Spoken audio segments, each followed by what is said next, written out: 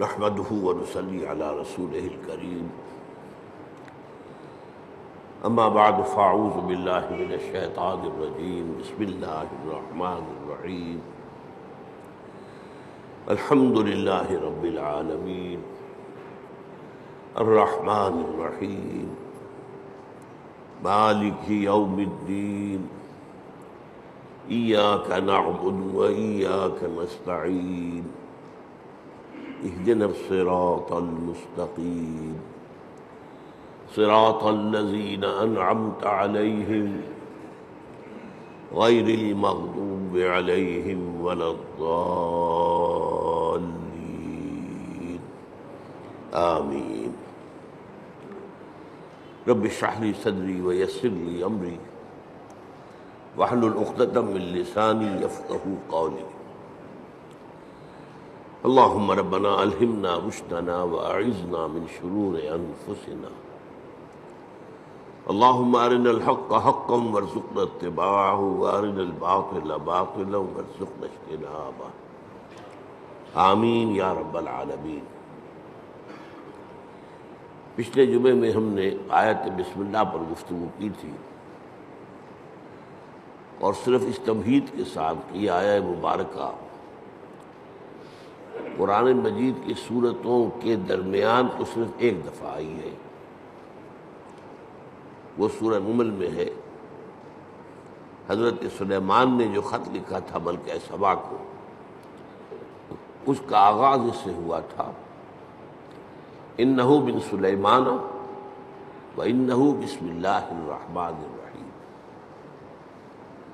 باقی جو قرآن مجید کی 113 سورتوں کے شروع میں یا ان سے پہلے جو آیت درج ہے اس کے بارے میں اختلاف ہے کہ آیا یہ ان سورتوں کا حصہ ہے یا نہیں ہے۔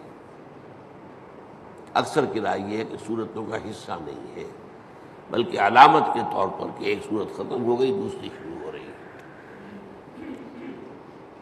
اور اسی لیے ان کا شمار بھی نہیں کیا جاتا۔ بعض اوقات بعض لوگوں کی رائے یہ ہے کہ ان کا شمار کیا جائے گا جب آپ پورے قرآن کی آیات کا شمار کریں گے تو یہ 113 آیات بھی شمار ہوں گی، اور ایک رائے یہ ہے کہ نہیں، انہیں نہیں گنا جائے گا۔ باقی اس میں اصل چیز اللہ کے 3 اسماء مبارکہ، اللہ، الرحمن، الرحیم، ان پر گفتگو ہو چکی ہے۔ اب ہم اللہ کے نام سے سورہ فاتحہ پر گفتگو اپنی شروع کر رہے ہیں۔ یہ بات سامنے آ چکی ہے کہ یہ 5ویں وحی ہے جو حضور پر ہوئی، اور پہلی مکمل صورت ہے جو آپ پر نازل ہوئی۔ اس سے پہلے متفرق آیات نازل ہوئی۔ سورہ علق کے شروع میں 5 آیتیں، سورہ قلم اس کے شروع میں 7 آیتیں، سورہ مزمل کے شروع میں 10 آیتیں، اور سورہ مدثر کے شروع میں 7 آیتیں، پھر یہ 7 آیتیں سورہ فاتحہ کی۔ اس سورہ مبارکہ کے بارے میں یہ سب کو معلوم ہے کہ یہ ہمارے نماز کا جزو لازم ہے، بلکہ نماز نام ہی اس کا ہے، گویا کہ اصل نماز یہی ہے۔ اس لیے کہ ایک حدیث میں جس میں، اور حدیث قدسی ہے، حضرت ابو ہریرہ رضی اللہ تعالیٰ عنہ راوی ہے، مسلم شریف کے اندر روایت موجود ہے، اللہ تعالیٰ نے خود اس سورہ مبارکہ کا تجزیہ کرتے ہوئے فرمایا ہے قسمت الصلاۃ بینی و بین عبدی نصفین، میں نے نماز کو اپنے اور اپنے بندے کے درمیان آدھا آدھا تقسیم کر لیا۔ اور پھر شرح کی حضور نے صلی اللہ علیہ وسلم کہ 3.5 آیتوں میں اللہ کی حمد و ثنا ہے اور اللہ کی بندگی کا اقرار ہے، یہ تو اللہ کا حصہ ہو گیا۔ باقی 3.5 آیتوں میں اللہ سے استدعا ہے، دعا ہے، یہ گویا بندے کا حصہ ہوا۔ اس حوالے سے یہ چیز تو بالکل طے ہے کہ یہ 7 آیتوں پر مشتمل ہے، البتہ جو لوگ آیت بسم اللہ کو بھی شمار کرتے ہیں پھر یا تو وہ 8 بن جائیں گی، لیکن ساتھ رکھنے کے لیے پھر وہ آخری 2 آیتوں کو ایک کرتے ہیں، صراط الذین انعمت علیہم غیر المغضوب علیہم ولا الضالین، اس کو ایک آیت مانتے ہیں۔ اسی لیے آپ نے دیکھا ہوگا قرآن مجید میں وہاں پھر وہ آیت کا گول نشان نہیں ہے، بلکہ وہ 5 کا حصہ لکھا ہوا ہے، یعنی گویا کہ یہاں کچھ اختلاف ہے۔ آج ہمیں اس کی پہلی آیت کے بارے میں بات کرنی ہے، الحمدللہ رب العالمین۔ سب سے پہلے ہمیں سمجھنا حمد کسے کہتے ہیں۔ حمد کا ترجمہ عام طور پر کیا جاتا تعریف، کل تعریف ہے اللہ کے لیے، یا تمام تعریف اللہ کے لیے، لیکن یہ ترجمہ اس اعتبار سے غلط ہے کہ تعریف کا لفظ بھی عربی کا ہے اور اس کے خاص معنی ہے۔ تعریف کے معنی ہوتا ہے کسی چیز کی پہچان کروانا، معرفت کروانا۔ ہم کسی سے کہتے ہیں آپ کی تعریف کیا ہے، کیا مطلب ہے؟ آپ اپنا نام بتائیے، یہ نام آپ کی پہچان ہے، آپ کی تعریف کیا ہے؟ اس کا مطلب یہ نہیں ہوتا کہ آپ اپنی حمد بیان کریں، اپنی ثنا بیان کریں، اپنے فضائل بیان کریں، اپنے اعلیٰ مقامات بیان کریں، بلکہ تعریف کا مطلب ہے پہچان کروانا، پہچان کرنا بھی نہیں۔ پہچان کرنے کے لیے تعارف کا لفظ آئے گا، تفاعل۔ جیسے تعلیم کے معنی کسی کو علم دینا اور تعلم کے معنی خود علم حاصل کرنا، تو تعریف اصل میں مناسب ترجمہ نہیں ہے، لیکن کیا کریں، اور اردو میں مستعمل یہی ہو گیا۔ دوسرا لفظ اس کے لیے جو بہت صحیح ہے وہ ثنا ہے، کل ثنا اللہ کے لیے۔ ثنا کے معنی کیا ہے؟ یہ تثنیہ آپ کہتے ہیں 2، ثنا کے معنی لپیٹنے کے لیے۔ کسی میں جو ہم نے خوبی دیکھی وہی ہم نے اس کے سامنے بیان کی، گویا کہ اس کی خوبی کو اس کی طرف لوٹا رہے ہیں، یہ ثنا ہے۔ کل ثنا اللہ کے لیے ہے، تو جو بھی خوبیاں ہیں جس کی کہ اس اعتبار سے اس کی طرف اس کو لوٹایا جائے تو یہ ثنا ہو جائے۔ اب تیسری بات سمجھیے، تعریف اور ثنا بھی اس کا اصل مفہوم نہیں ہے، اس کا بنیادی مفہوم شکر ہے، کل شکر اللہ کے لیے۔ آپ دیکھیں گے کہ حضور سے بھی اور قرآن میں بھی جو مقام شکر کا آتا ہے وہاں پر لفظ حمد آتا ہے۔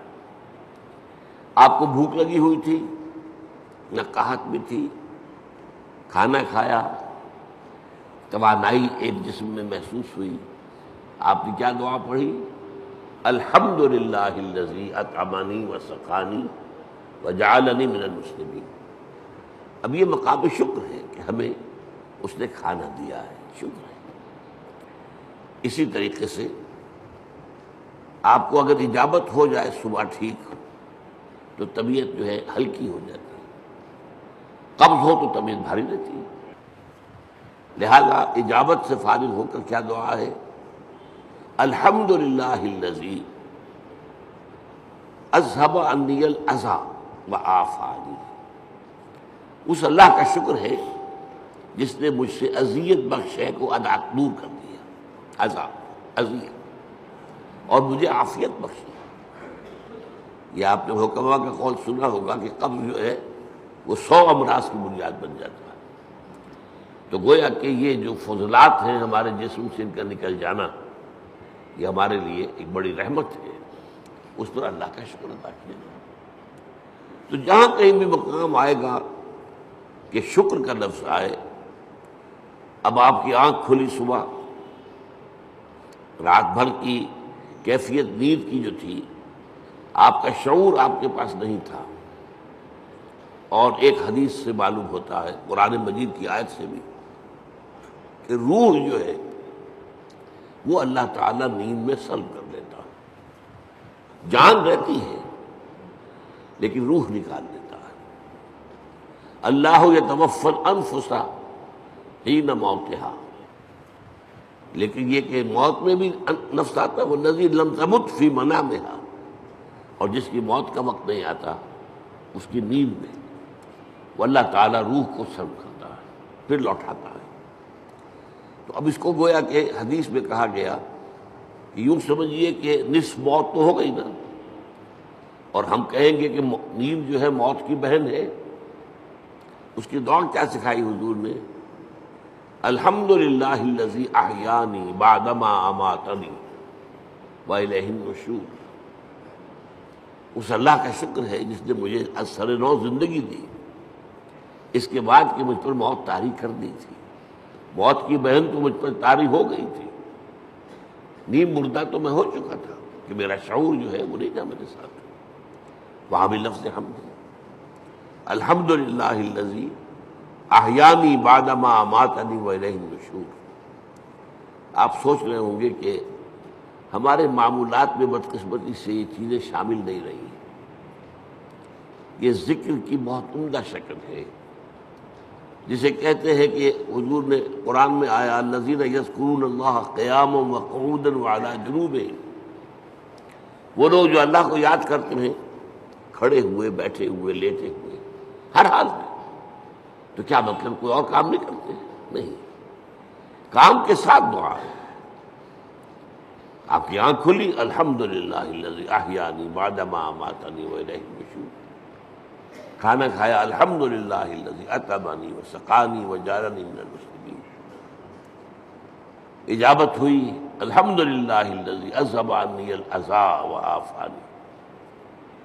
یہ جو مصنون دعائیں ہیں، ان سے جیسے کہ ہم کہتے ہیں کہ ایک تیر سے دو شکار، دو نسبتیں قائم ہوتی ہیں۔ ایک اللہ سے نسبت قائم ہو گئی، ہم نے اس کا حمد کی، ہم نے اس کا شکر ادا کیا، تعلق قائم ہوا۔ ایک رسول کے ساتھ نسبت ہو گئی کہ مصنون دعا ہے، ہم اس شکر کے ادا کرنے میں اپنے الفاظ نہیں استعمال کر رہے بلکہ وہ کر رہے ہیں کہ جو نبی اکرم صلی اللہ علیہ وسلم کرتے تھے۔ تو دونوں نسبتیں، اللہ کا ذکر، اس میں وقت تو کوئی نہیں لگا۔ بہرحال شکر جو ہے در حقیقت وہ اس حمد کا نیوکلیس ہے۔ البتہ شکر، اور عام معنی میں اب لفظ استعمال کر رہا ہوں میں تعریف، اس میں جو ایک باریک سا فرق ہے وہ کیا ہے؟ شکر کیا جاتا ہے اس چیز پر جس کا آپ کو فائدہ ہوا ہو، جس سے آپ کو کچھ حاصل ہوا ہو، جس سے آپ کی کوئی ضرورت پوری ہوئی ہو، جس سے آپ کی کوئی تکلیف رفع ہوئی ہو، جس سے آپ کی کوئی حاجت پوری ہوئی ہو، شکر اس پر ہو۔ اور تعریف کوئی حسن ہے، کمال ہے، خوبی ہے، چاہے آپ کو تو کوئی فائدہ نہیں ہوا، پھول کیا خوبصورت پھول ہے، تعریف کی ہے آپ نے، لیکن یہ کہ آپ کو اس سے کوئی مادی فائدہ تو نہیں ہوا۔ ہر شے، جس شے میں بھی کوئی جمال ہے، کوئی کمال ہے، اس کی تعریف کی جائے، خواہ آپ کو اس سے کوئی فائدہ نہ پہنچا ہو، یہ تعریف ہے۔ البتہ یہ جو باریک سا فرق میں نے بیان کیا ہے، اس کو بھی نوٹ کر لیجئے کہ یہ بھی ہمارے شعور کے محدود ہونے کی وجہ سے ہے، ورنہ اس سے بھی ہمیں فائدہ ہوتا ہے۔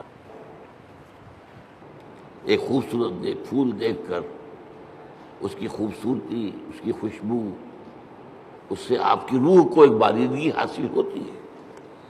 اسی لیے میں نے لفظ استعمال کیا، مادی فائدہ نہیں ہوتا، آپ کی روح کو ایک باریدگی، آپ کی طبیعت میں ایک انشراح، آپ کی طبیعت میں ایک کیفیت پیدا ہوتی ہے۔ ہائی اسکول کے زمانے میں جو ہمارا کورس تھا انگلش پوئٹری کا، تو پہلی نظم تھی ڈیفوڈلز، بہت سے حضرات نے پڑھی ہوگی۔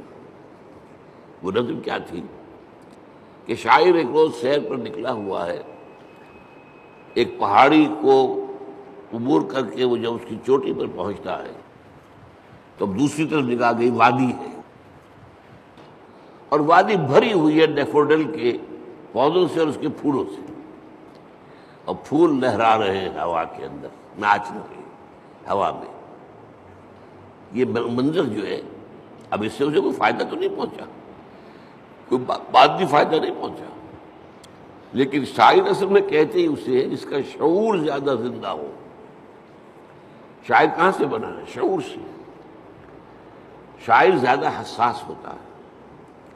وہی چیز جو آپ نے بھی دیکھی شاعر نے بھی دیکھی، اس نے اس کا ایک زیادہ گہرا اثر دیا. تو وہ شاعر کہتا ہے، ورڈزورتھ نام کا شاعر ہے یہ، I gazed and gazed but little thought what wealth the scene to me has brought. میں دیکھتا رہا لیکن مجھے یہ خیال نہیں آیا کہ یہ سین، یہ نظارہ جو میں نے دیکھا ہے، اس سے مجھے کیا دولت ملی.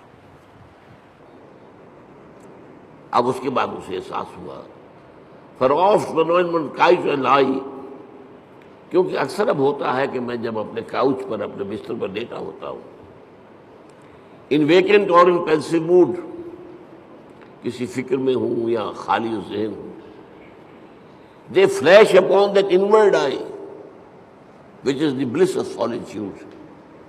وہ ڈیفوڈی کا نظارہ جو ہے میری اندرونی آنکھ کے سامنے آ جاتا ہے. They flash upon that inward eye which is the bliss of solitude, جو کہ انسان کی تنہائی کا سب سے بڑا یوں سمجھیے کہ اس کی نعمت ہے. And then my heart with pleasure fills and dances with the daffodils. اب پھر میرا دل جو ہے خوشی سے بھر جاتا ہے اور وہ بھی ان ڈیفوڈلز کے ساتھ ناچنا شروع کر دیتا ہے. تو یہ اندرونی چیز انسان کو ملتی ہے، اور یقیناً لیکن یہ کہ عام آدمیوں کو اس کا احساس نہیں ہوتا. البتہ جو مادی جو فائدہ ہوتا ہے، جیسے بھوک سے نجات ملی، پیاس سے نجات ملی، اور کوئی آپ کا کام ہوا، اسی طرح یہ لفظ استعمال ہوتا ہے قرآن میں. جب اللہ تعالی ہمیں پہنچا دے گا اپنے فضل و کرم سے جنت میں، جب داخل ہوں گے تو جو ترانہ ہوگا وہ کیا ہوگا ہماری زبان پر؟ الحمدللہ الذی ہدانا لہذا وما كنا لنہتدی لولا ان ہدانا اللہ. سارا شکر اس اللہ کا ہے جس نے ہمیں یہاں تک پہنچایا. یہ ہدایت کے معنی ہم جب آخری حصہ پڑھیں گے سورت کا تب تفصیل سے بات کروں گا. ہدایت کے درجے ہیں. ہدایت کا درجہ یہ بھی ہے کہ آپ نے کسی کو کوئی بات بتا دی. ایک درجہ اس سے آگے ہے، اس کو خوب اچھی طرح سمجھایا. اب مثال کے طور پر کوئی شخص آپ سے کوئی پتہ پوچھ رہا، بھائی مجھے فلاں جگہ جانا ہے، ذرا مجھے بتائیے. آپ نے کہا یوں جانا، ادھر مڑ جانا، ادھر چلے جانا. امریکہ میں جو ہے وہ گنتی کرتے ہیں لائٹس کے ساتھ، ٹریفک لائٹس. 4 ٹریفک لائٹس کے بعد بھائی کو مڑ جانا، اس کے بعد پھر تیسری کے اوپر دائیں کو مڑ جانا. یہ بتا دیا آپ نے، یہ بھی ہدایت ہی ہے نا. ایک درجہ یہ ہے کہ آپ نے کہا بھائی لاؤ میں تمہیں پہنچا آتا ہوں. آپ نے اس کی انگلی پکڑی یا اپنی گاڑی میں بٹھایا اور اس کی منزل پر پہنچا دیا. یہ منزل تک پہنچا دینا یہ ہدایت کا آخری مرحلہ ہے. اللہ نے ہدایت کا ابتدائی مرحلہ تو ہمیں کیا، ہمارے اپنے اندر ہدایت موجود ہے، نیکی اور بدی کی پہچان موجود ہے. الہمہا فجورہا و تقواہا. ہماری روح کے اندر اللہ کی معرفت بھی ہے اور محبت بھی ہے، موجود ہے. پردے پڑ گئے ذہول کے، غفلت کے. ہماری ساری توجہ جو ہے دنیا میں، ہم گم ہو کر رہ گئے، ورنہ ہمارے اندر ہے سب کچھ. قرآن کہتا ہے فطرت اللہ التی فطر الناس علیہا. یہ انسان کو جو بنایا اللہ نے، یہ فطرت اللہ پر بنایا. فطرت اللہ التی فطر الناس علیہا ہے. ہمارے اندر معرفت بھی ہے، محبت بھی ہے. محبت بھی خابیدہ ہے اور معرفت کے اوپر بھی ذہول کے پردے پڑے ہوئے. اسی لیے قرآن اپنے آپ کو کیا کہتا ہے؟ تذکرہ. کلا انہا تذکرہ، یاد دہانی ہے. فذکر بالقرآن من یخاف وعید. آپ تذکیر کیے، یاد دہانی کرائیے. یہ تعلیم نہیں ہے. تعلیم تو اس چیز کی ہوتی ہے جو پہلے انسان کو معلوم نہ ہو. تذکیر وہ ہے جو آپ کو یاد تھی، معلوم تھی، بھول گیا، لیکن آپ کے علم میں تھی، بھول گئے. تذکیر، یاد دہانی. بھئی فلاں وقت ہوا تھا نا معاملہ، تمہیں یاد نہیں رہا، یہ آپ تذکیر کر رہے ہیں. کوئی ادھر ادھر کی بات کر کے آپ بتائیں گے یاد آ جا، ہاں مجھے یاد آ گیا. یہ تذکیر. تو قرآن تذکیر کے لیے آیا ہے، تذکرہ ہے، ذکرہ بھی کہا گیا۔ وَلَقَدْ يَسَّرْنَا الْقُرْآنَ لِلذِّكْرِ فَهَلْ مِن مُدَّكِرٍ، اس یاد دہانی کے، ورنہ تمہارے اندر موجود ہے، اللہ کی معرفت ہے، اللہ کی محبت ہے، نیکی اور بدی کا شعور ہے، یہ دے کر دنیا میں بھیجا ہے تمہیں۔ اور اس کے بعد یہ ہے کہ اس سے اگلی ہدایت اللہ نے اپنی کتابیں نازل کر دی، اللہ نے اپنے نبی بھیج دیے، اپنے رسول بھیج دیے۔ پھر اس سے اگلی ہدایت کیا ہے؟ تم ارادہ کرو خیر کا، اللہ توفیق دے گا اور انگلی پکڑ کر تمہیں پہنچائے گا۔ یہ ہے ہدایت کی وہ آخری منزل کہ جب وہ داخلہ ہوگا تو اہل جنت کی زبان پر یہ حمد کا ترانہ ہوگا، الحمدللہ الذی ہدانا لہذا وما کنا لنہتدی لولا ہدانا اللہ۔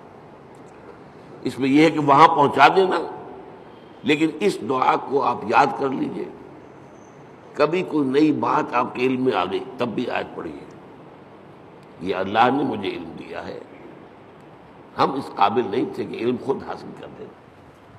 وہ اس آیت کا ترجمہ کیا ہے؟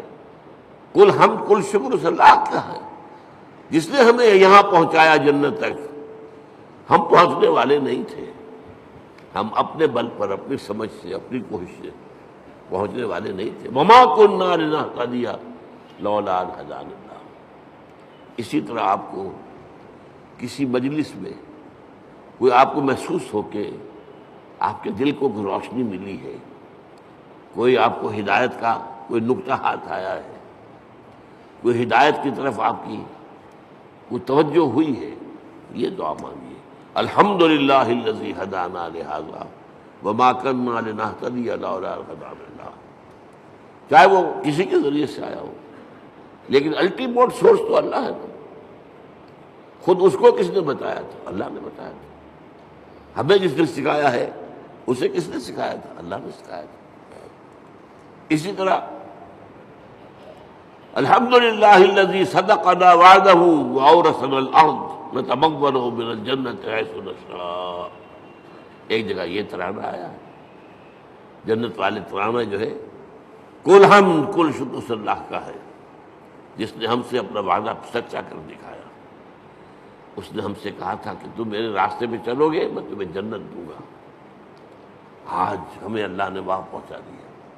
صدقنا وعدہ، اس نے اپنا وعدہ ہمارے ساتھ سچ کر دکھایا اور ہمیں بنا دیا وارث، اس جنت کی زمین کا وارث بنا دیا۔ ہم جہاں چاہے ڈیرا لگائیں، کھلی چھوٹ ہے ہمیں۔ الحمدللہ الذی صدقنا وعدہ واورثنا الارض، زمین کا ہمیں وارث بنا دیا۔ اس سے بعض حضرات نے سمجھا ہے یہ کہ جنت کی ابتدائی منزل اسی زمین پر ہوگی، زمین کا وارث بنا دیا گیا، واورثنا الارض۔ بعض نے کہا نہیں، ارض سے مراد ارض جنت ہے، جنت کی زمین کا ہمیں وارث بنایا۔ لیکن میری ذاتی رائے بھی یہی ہے، اصل میں حساب کتاب یہی ہوگا، میدان حشر اسی زمین میں ہوگا، اس لیے کہ قصہ زمین برسر زمین، آپ نے نیکی یہی کمائی ہے، بدی بھی یہی کمائی ہے، اس کی سزا بھی یہی ہوگی اور اس کی جزا بھی شروع یہاں ہوگی، لیکن شروع ہوگی، جزا کے مرحلے ہیں، اس کے بعد جنت، آسمانی جنتوں کی طرف عروج ہوگا۔ لیکن وہ جو میں نے کئی دفعہ آپ کو بتایا ہے، قرآن مجید میں ایک نزل کا لفظ آتا ہے، نزل، اور ایک عربی میں ضیافت کا لفظ، ان دونوں میں فرق کیا ہے؟ نزیل کہتے ہیں کسی مہمان کو جب کہ وہ فوراً آیا آپ کے ہاں، نظر اترا، کوئی اونٹ سے اترا آپ کے دروازے پر، نزیل ہے، گھوڑے سے اترا آپ کے دروازے پر، نزیل ہے، کسی خچر پر تھا، گدھے پر تھا، اترا، نزیل ہے۔ آج آپ کار سے اترتے ہیں، نزیل ہے، نظرہ تو ہے۔ آتے ہی آپ کیا کرتے ہیں؟ موسم کے لحاظ سے کوئی ٹھنڈا یا گرم، فوری طور پر ٹھنڈا یا گرم جو ہے اس کی تبادل کی جائے گی، پھر ضیافت ہوگی، پھر اہتمام ہوگا، پھر جو ہے آپ اہتمام کے ساتھ کھانا تیار کریں گے، اس کو ضیافت ہے۔ یہ جو قرآن مجید میں یہ نکتہ جو ہے بعض لوگوں کو بہت پریشان کرتا ہے، ذرا لطیف مزاج رکھنے والے لوگوں کو، کہ کیا جنت کے اندر اللہ تعالیٰ حوریں ہوں گی، غلمان ہوں گے، شہد ہوگا، دودھ ہوگا، پھل ہوں گے، یہ مادی چیزیں جو ہیں ان کی کیا قدر و قیمت ہے؟ کیا یہی کچھ ملنا ہے؟ اس کا جواب یہی ہے، یہ نزل ہے، ابتدائی جو ہے مہمان نوازی اس سے ہوگی۔ اور کیوں ہونی ہے؟ ایک بندہ مومن اپنے راستے پر اگر وہ چلتا ہے ایمان اور اسلام پر، تو اس دنیا میں نعمتوں میں سے اکثر آلات میں محروم رہتا ہے۔ حلال کے ذریعے سے کہاں آپ پھل لائیں گے، کہاں اپنے بچوں کو پھل کھلائیں گے؟ آپ کو ٹنڈی ترشی کے ساتھ جو ہے آپ نے اپنے نفس کے اوپر بے قابو رکھا ہے، آپ نے کوئی جنسی جو ہے بے راہروی اختیار نہیں کی ہے۔ یہ جن خواہشات کو جو اللہ نے ہمارے اندر رکھی ہوئی ہیں ان کو کنٹرول کیا، روکا ہے۔ نہن نفس عن الہوا، خواہشات سے اپنے نفس کو روکے رکھا۔ تو میں کہتا ہوں اس کا منطقی جگہ یہی ہونی چاہیے کہ ان خواہشات کی بھرپور تسکین کا سامان کر دیا جائے جن سے تم نے ہمارے راستے پر چلنے کی وجہ سے اپنے آپ کو محروم رکھا۔ لیکن یہ نزل ہوگا، آخری جنت کی جو نعمتیں ہیں جو اور آگے درجے کھلیں گے، پھر چڑھنا ہوگا، صعود ہوگا۔ اس صعود کے بارے میں تو فرمایا ما لا عین رأت ولا اذن سمعت وما خطر علی قلب بشر۔ وہ جو اوپر کی جنتیں ہیں ان کی نعمتوں کے بارے میں حضور کے الفاظ ہیں، وہ تو وہ ہے جو نہ کسی آنکھ نے دیکھی، نہ کسی کان نے سنی، نہ کسی کے دل میں ان کا احساس اور ادراک وارد ہوا۔ وہ یہاں بیٹھ کر تو ہم اندازہ کر ہی نہیں سکتے۔ یہ تو ہم اندازہ کر سکتے ہیں نا کہ وہاں انگور ہیں، وہاں کھجوریں ہیں، وہاں جو بھی ہیں پھل ہیں، رمان ہیں، انار ہیں، وہاں دودھ ہے، وہاں شہد ہے، وہاں ہر چیز موجود ہے۔ یہ تو ٹھیک ہے، اگرچہ ان کے ذائقے جو ہوں گے وہ یہاں کے ذائقے کے مقابلے میں، چنانچہ 30 سے جو رکوع ہے سورہ بقرہ اس میں کہا گیا اتوب ہی متشابہہ، وہ ملتی جلتی چیزیں ہوں گی۔ یہ بھی انار ہے، یہ انار، لیکن جنت کا وہ انار کچھ اور ہی ہوگا، اس کا ذائقہ آپ کے اس وقت تصور نہیں کر سکتے۔ اس انگور کا ذائقہ کچھ اور ہی ہوگا۔ آپ شہد جو ہے دنیا کا کتنا کھا لیں گے، تھوڑا سا دے گا دل بھر جائے گا، وہ شہد ایسا نہیں ہوگا۔ جیسے وہاں کی آگ ایسی نہیں کہ ایک دفعہ جلا دے تو بس جل گیا جسم، نہیں، پھر کھال دے دی جائے گی، پھر جو ہے دوبارہ اس کے اندر حس پیدا کر دی جائے گی۔ اس لیے کہ حس جو ہے وہ سینسٹیونیس جو ہے وہ تو اسی میں، کھال میں ہے۔ کھال جلنے کے بعد آپ کا گوشت جل رہا ہوگا تو آپ پتہ بھی نہیں چلے گا کیا ہو رہا ہے، اس لیے کہ اس میں سینسیشن ہے ہی نہیں۔ تو بہرحال جنت کی نعمتوں کو میں آپ سے عرض کر رہا تھا کہ یہ یہیں پر میدان حشر ہے۔ اب میرا گمان ہے، اب یہ باتیں جو ہے وہ یقین کے درجے میں نہیں ہے، نہ ان کو اس بانی میں آپ لیجئے۔ میرا گمان یہ ہے کہ جہنم اس زمین کے پیٹ میں موجود ہے۔ آپ کو معلوم ہے جو وہاں کی گرمی ہے، جب آتش فشاں پھٹتا ہے تو کیا نکلتا ہے؟ لاوا۔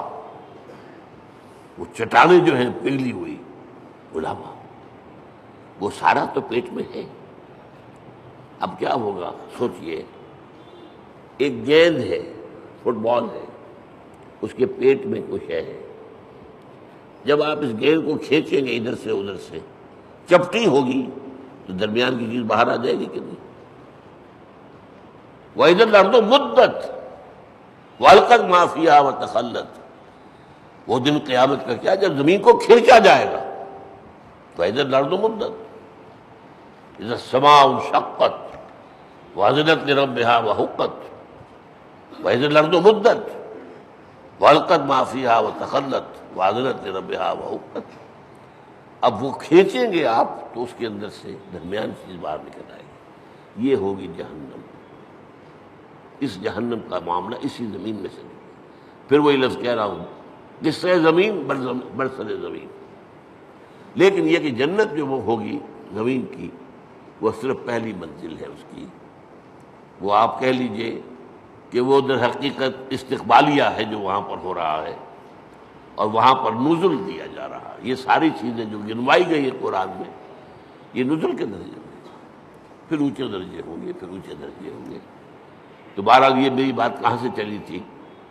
الحمدللہ الذی صدقنا وعدہ وأورثنا الارض نتبوأ من الجنة حیث نشاء.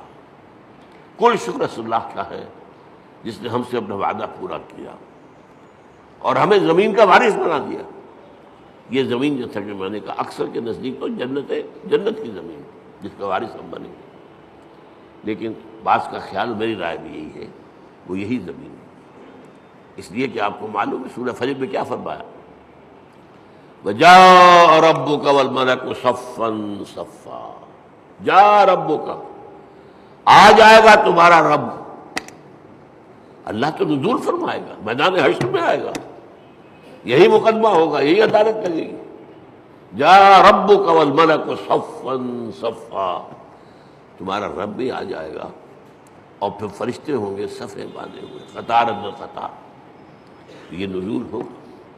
وَيَحْمِلُ عَرْشَ رَبِّكَ فَوْقَهُمْ يَوْمَئِذٍ ثَمَانِيَةٌ. وہ جب اللہ تعالیٰ اپنے اس عرش سے اتر کے اس زمین تک آئے گا، اب وہ کیا کیفیت ہوگی، آپ اس کے لیے کچھ نقشہ ذہن میں، کوئی مادی کوئی وجود اللہ کا نہ سمجھیے، لیکن کوئی کیفیت ہے جس کا نام، جس کو ان الفاظ سے تعبیر کیا گیا ہے. اب الفاظ ہے تو کسی درجے میں مناسبت ہوگی. وہ حقیقت تو اس وقت کھلے گی، جیسا کہ میں نے کہا جنت کی نعمت ہوگی، حقیقت اس وقت کھلے گی.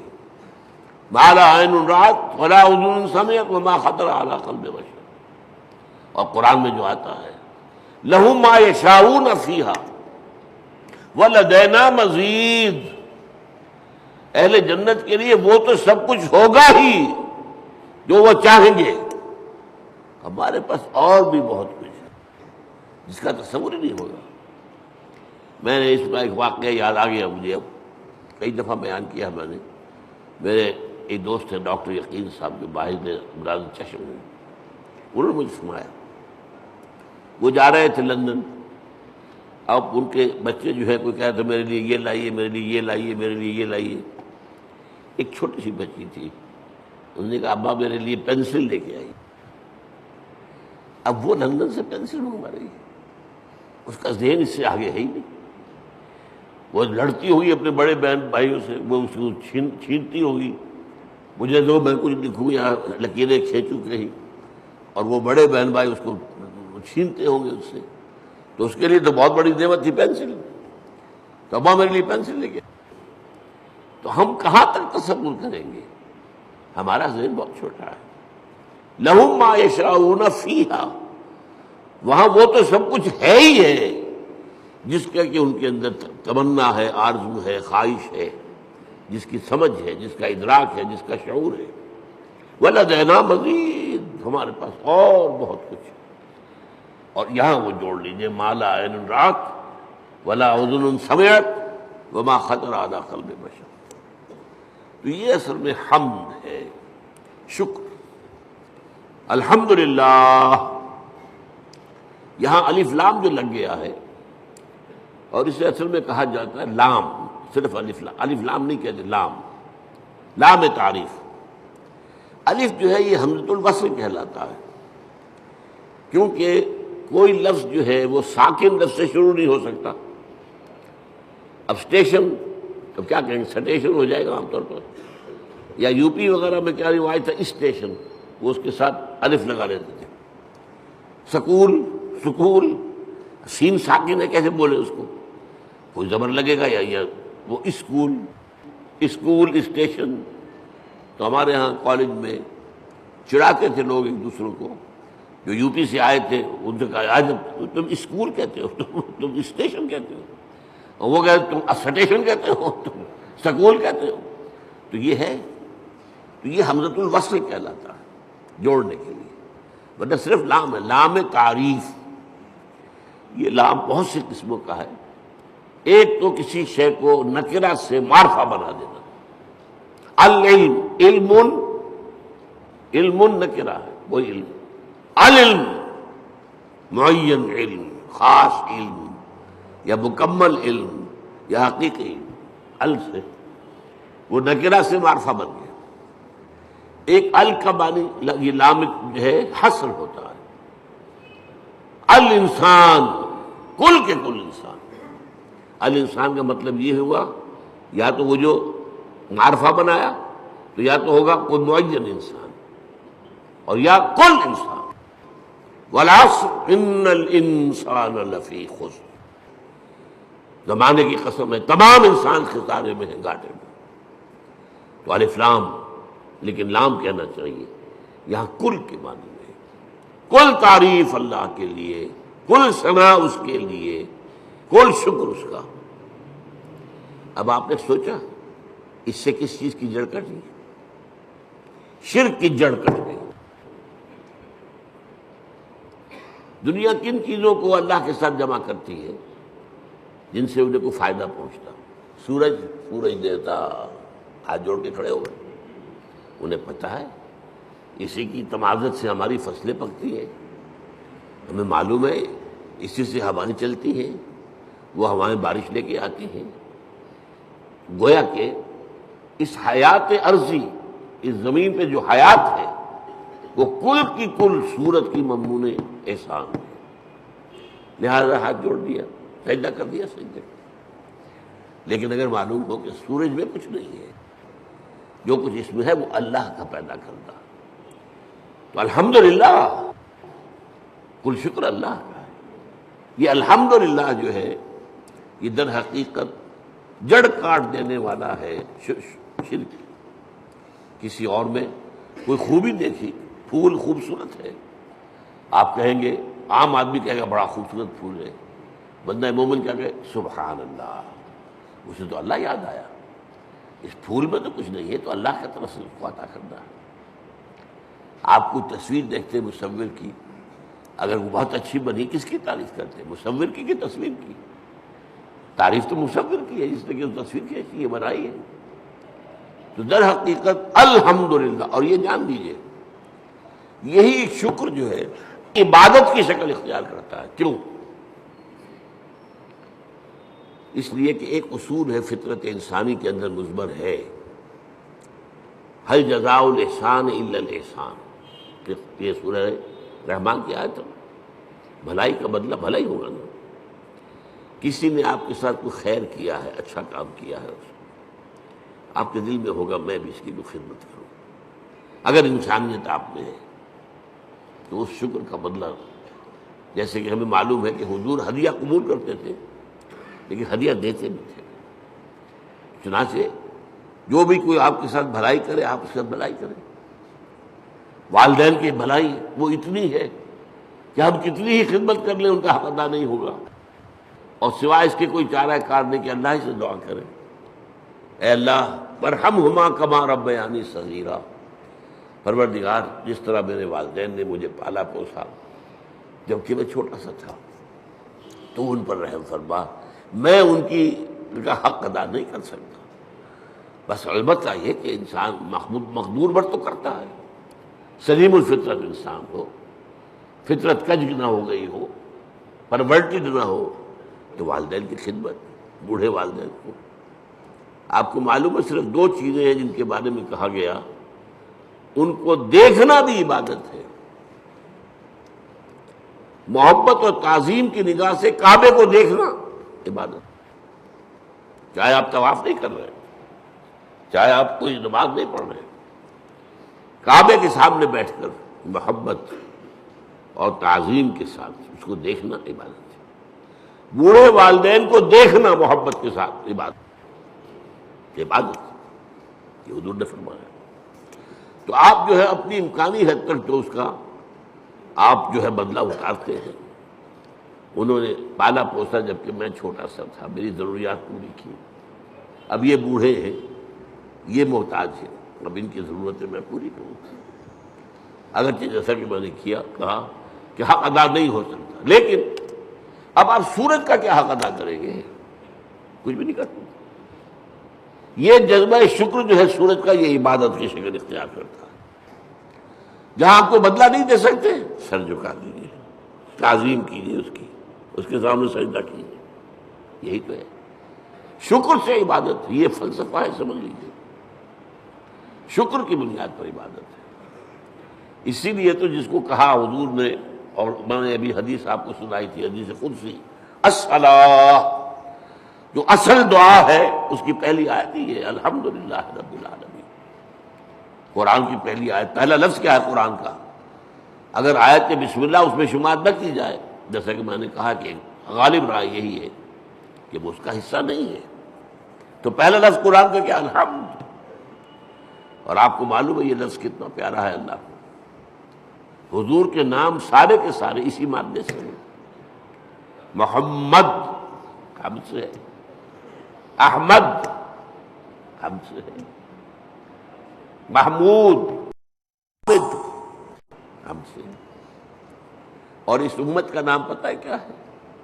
حمادون، اللہ کی بہت حمد کرنے والے۔ حماد یہ مبالغے کا صیغہ ہو گیا، اللہ کی بہت حمد کرنے والے۔ اور ایک خاص بات یاد آئی ہے، حضور کی ایک حدیث ہے بڑی عجیب، قیامت کے دن وہ میدان حشر، جس کا میں نے نقشہ آپ کے سامنے بھی کھینچا ہے، ایک تو یہ کہ وہاں حضور کو ملے گا کیا مقام؟ مقاماً محمودا، وہی لفظ حمد۔ اور سب سے بڑی بات یہ، حضور نے فرمایا لواء الحمد بیدی، حمد کا جھنڈا میرے ہاتھ میں ہوگا، اور اس دن میں اللہ کی وہ حمد کروں گا جو آج نہیں کر سکتا۔ اس نقطے کو سمجھنا ہوگا، غور کرنا ہوگا۔ ہر شے کی حمد اس کے ادراک اور شعور کے مطابق ہی ہو۔ کسی نے آپ کے ہاتھ پر ہیرا رکھا، آپ نے سمجھا شیشے کا ٹکڑا ہے، تو کیا شکر کریں گے آپ؟ اگر معلوم ہو یہ ہیرا ہے تو شکر جو ہے اس کے متناسب شکر آپ کے قلب میں پیدا ہوگا۔ معرفت جو اس وقت ہوگی وہ آج نہیں ہے، پردے اٹھ چکے ہوں گے۔ آج چاہے اب بھی حضور کی معرفت ظاہر بات ہے کہ تمام انسانوں میں، مخلوقات میں سے بڑھ کر ہے، لیکن یہ کہ وہاں جب بے پردہ ہوگا وہاں، تو فرمایا کہ جو حمد میں اس میں بیان کروں گا وہ آج نہیں کر سکتا۔ تو یہ الحمدللہ، اللہ پر ہم گفتگو کر چکے ہیں۔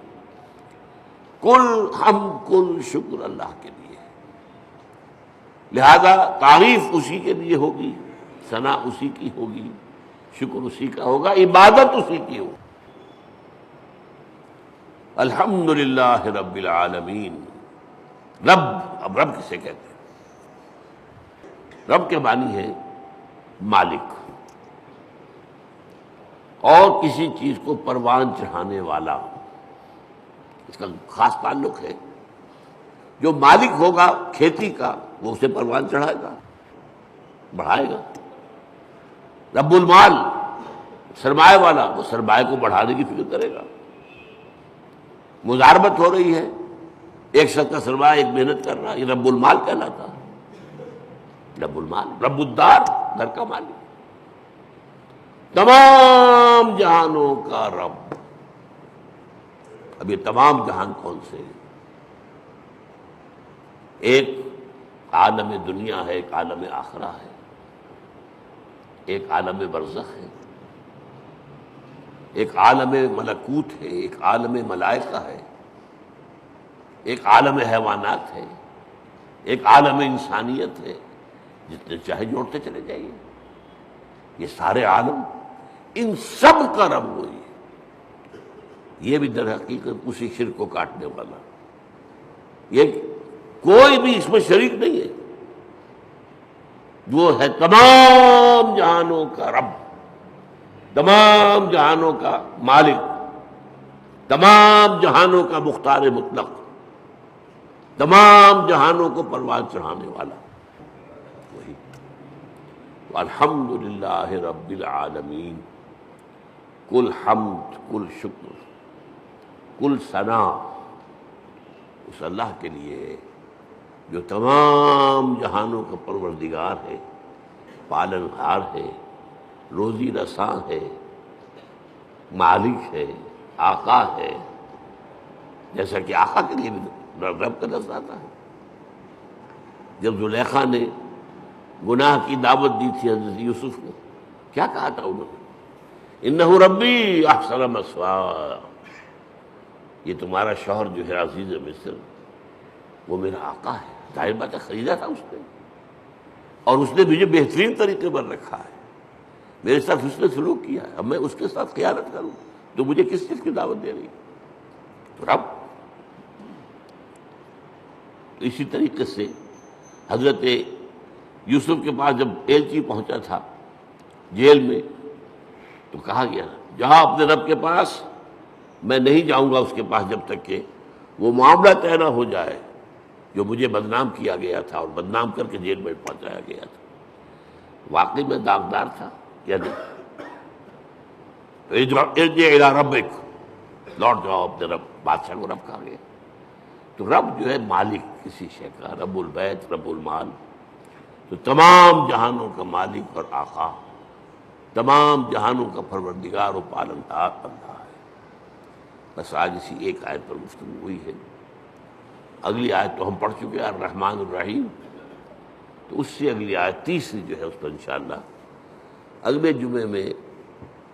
میری طبیعت تو خیر اچھی نہیں چل رہی ہے، میں وعدہ کیے ہوئے ہوں، ایک جگہ پر مجھے جمعہ پڑھانا ہے حویلی لکھا، وہاں ہمارے ایک ساتھی نے مسجد بنائی ہے، تعمیر کی ہے، وہ چاہتے ہیں کہ وہاں جمعہ پہلا میں پڑھاؤں، میں نے وعدہ کر لیا تھا، تو اگر جیسا اس وقت ہوں ایسا بھی ہوا تو انشاءاللہ جاؤں گا، تو پھر شاید اگلے جمعے میں آپ سے یہاں ملاقات نہ ہو، تو اس سے اگلے جمعے میں اب مالک یوم الدین پر گفتگو ہوگی۔